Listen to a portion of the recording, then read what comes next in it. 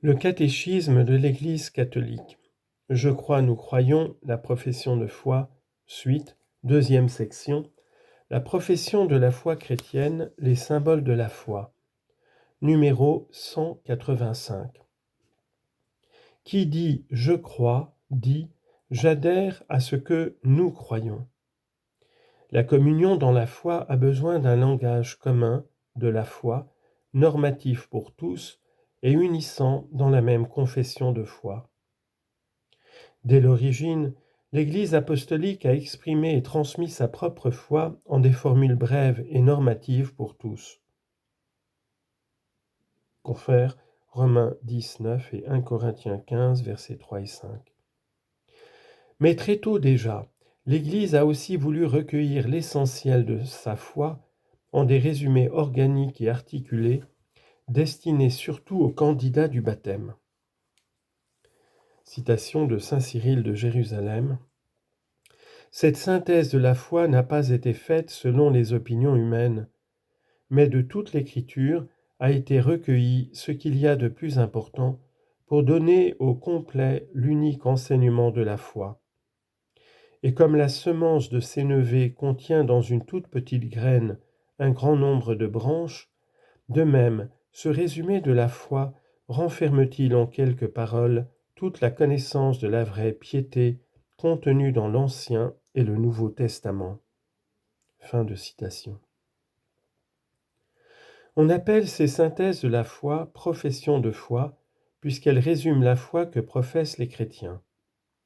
On les appelle credo en raison de ce qui est normalement la première parole, je crois, en latin credo.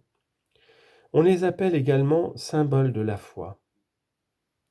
Le mot grec symbolon signifiait la moitié d'un objet brisé, par exemple un seau, que l'on présentait comme un signe de reconnaissance. Les parties brisées étaient mises ensemble pour vérifier l'identité du porteur. Le symbole de la foi est donc un signe de reconnaissance et de communion entre les croyants. Symbolon désigne ensuite un recueil, une collection ou un sommaire. Le symbole de la foi est le recueil des principales vérités de la foi, d'où le fait qu'il sert de point de référence premier et fondamental de la catéchèse. La première profession de foi se fait lors du baptême. Le symbole de la foi est d'abord le symbole baptismal. Puisque le baptême est donné au nom du Père et du Fils et du Saint-Esprit. Matthieu chapitre 28, verset 19. Les vérités de foi professées lors du baptême sont articulées selon leur référence aux trois personnes de la très sainte Trinité. Le symbole est donc divisé en trois parties. D'abord, il est question de la première personne divine et de l'œuvre admirable de la création. Ensuite, de la seconde personne divine et du mystère de la rédemption des hommes. Enfin, de la troisième personne divine, source et principe de notre sanctification. Ce sont là les trois chapitres de notre sceau baptismal, comme le dit saint Irénée. Ces trois parties sont distinctes, quoique liées entre elles. D'après une comparaison souvent employée par les pères, nous les appelons articles. De même, en effet, que dans nos membres, il y a certaines articulations qui les distinguent et les séparent, de même, dans cette profession de foi, on a donné avec justesse et raison le nom d'article aux vérités que nous devons croire en particulier et d'une manière distincte. Selon une antique tradition, attestée déjà par saint Ambroise, on a aussi coutume de compter 12 articles du credo, symbolisant, par le nombre des apôtres, l'ensemble de la foi apostolique.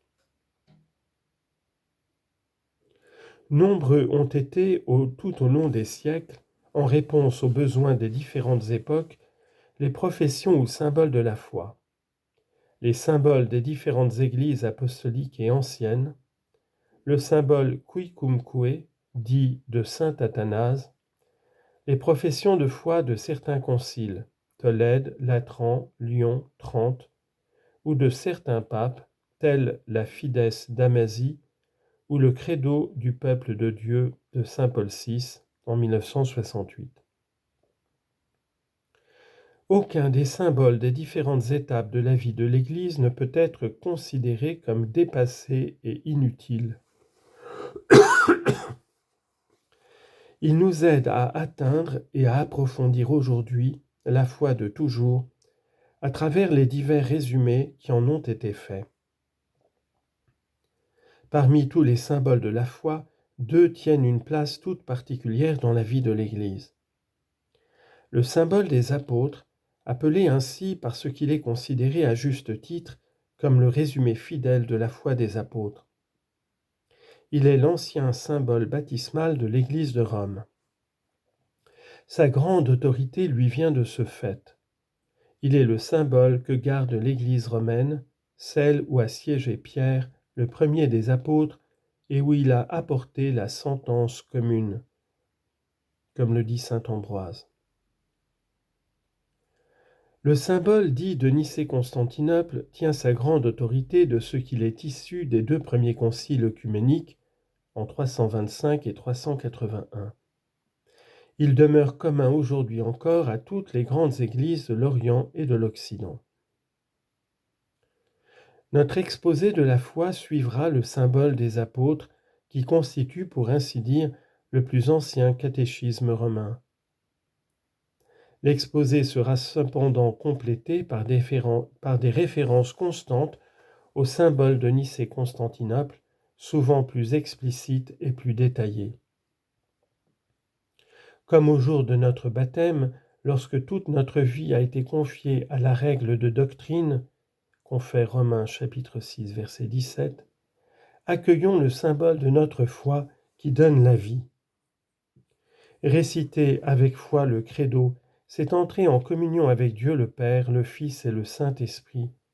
C'est entrer aussi en communion avec l'Église tout entière qui nous transmet la foi et au sein de laquelle nous croyons. Citation de saint Ambroise. Ce symbole est le sceau spirituel. Il est la méditation de notre cœur et la garde toujours présente. Il est à coup sûr le trésor de notre âme.